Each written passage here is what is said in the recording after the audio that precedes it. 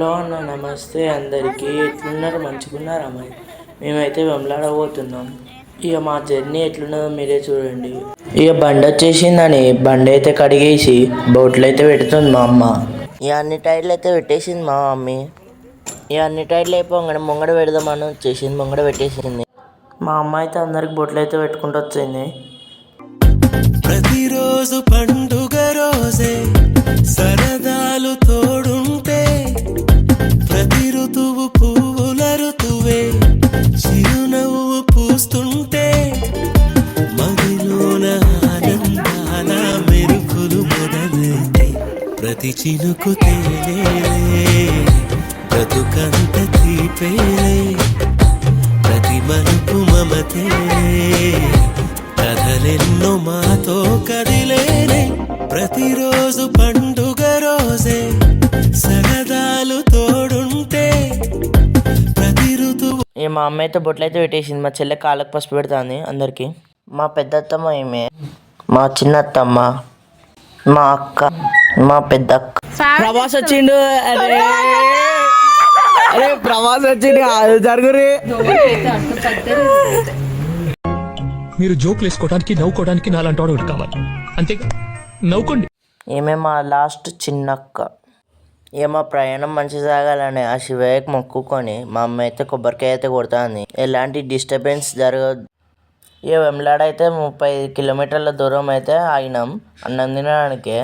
ఇక అందరం అయితే చేయి ఆడుకొని అన్నం తిన్నాం.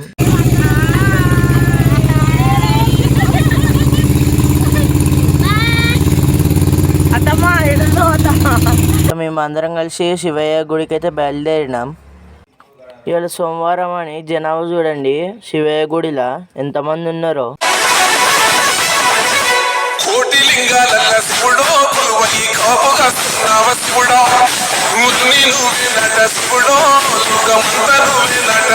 పొద్దున 11 గంటలకు బయలుదేరితే మేము సాయంత్రం వచ్చేవారికి 4 అయింది.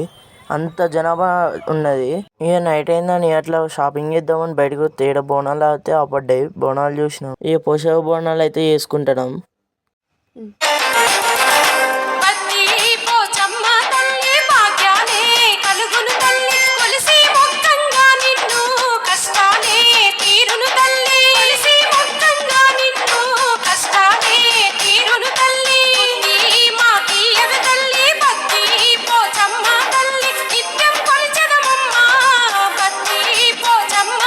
వీళ్ళు మా తాత, మా పెద్ద మమ్మీ.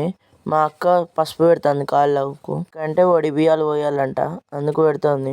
మహాకనక దుర్గా విజయ కనక దుర్గా పరాశక్తి లలిత శివానంద చరిత. మహాకనక దుర్గా విజయ కనక దుర్గా పరాశక్తి లలిత శివానంద చరిత.